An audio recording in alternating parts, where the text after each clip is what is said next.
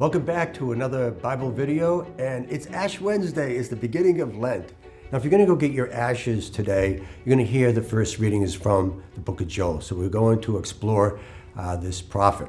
We don't know a lot about him. We don't know exactly when he lived, but we have some clues, and he quotes a lot of the prophets, Obadiah, Zephaniah, he quotes Ezekiel, Isaiah. So we know that he comes after these prophets.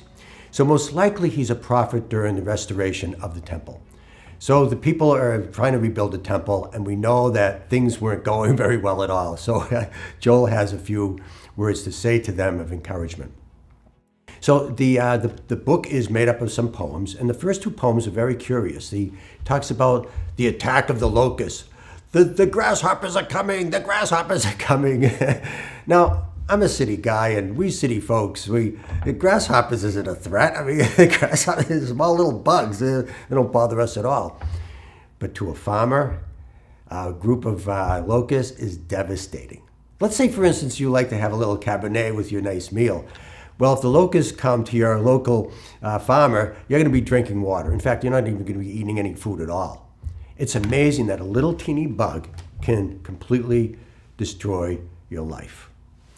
Let me give you an example. I love to fly fish, especially at night in the evening when the sun is setting and the moon is rising, and the fish like to come in close to shore to feed on the bait fish. So I was fishing one evening, enjoying myself, and sand fleas attacked me. Now, a sand flea is smaller than a fruit fly, but they have very sharp, large teeth. So I had a decision to make. Either one, leave the beautiful sunset, leave the great fishing, leave the nice feeling of being in the quiet, surrounded by the ocean and the beauty of God's nature, leave or stay and die, get eaten alive. So I decided, okay, one more fish. So I catch the fish, and as I was catching the fish, a gentle breeze, the evening cool ocean breeze, brushed against my skin. Now, I'm a 6-foot guy. I mean, a little breeze doesn't bother me. It doesn't do anything. But to a little sand flea, it's like a hurricane. They all disappeared. They all went away, and I was really happy again. And I was thinking about that because here's a little teeny bug can just ruin your life. It could, and I was dependent. I couldn't do anything about it. I was absolutely defenseless, and I couldn't do anything about this. But something outside of me saved me, So that's what Joel's saying here. Joel is saying that you guys think you're tough. You guys, Israelites think you're really big and strong and everything. But look, a little bug can destroy your life. Now, what happens when you don't have any food because they devoured all your food system? You become dependent. You become dependent on the outside.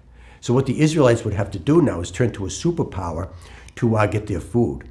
And that's not a good idea because superpowers are always oppressive. They're always going to take advantage of you.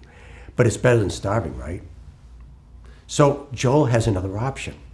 He says, don't be dependent on a superpower. Be dependent on God, who's a superpower. And here's the reason why. And this is what Joel says in here. This is why you want to turn to Joel, to God.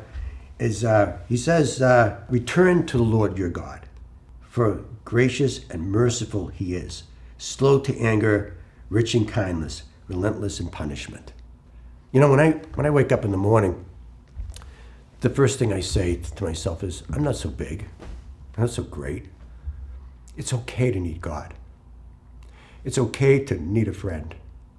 It's okay to need somebody that's looking out for you, that's helping you, that's kind and merciful and compassionate. So this is what Joel wants us to do.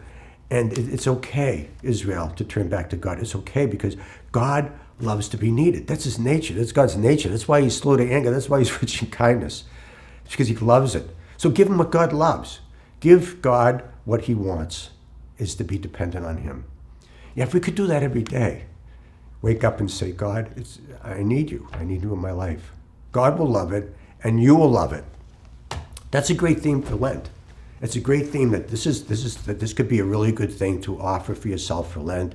But it's not just for Lent, it's for every day. This would be a great option for you to start out the day saying that I'm nothing, I'm nobody. I'm very little. I need outside assistance. I need God. and God will love it, and you will love it. And that's the message of Joel. So I hope you enjoyed this video. I encourage you to subscribe and check out some of the other videos that we've done in the Bible series. And we're exploring other parts of the Bible, which is this great treasure in all of these texts. So go back and revisit them, and see, remind yourself of the fear of the Lord. And so I hope you do that, and I hope to also see you in the next video.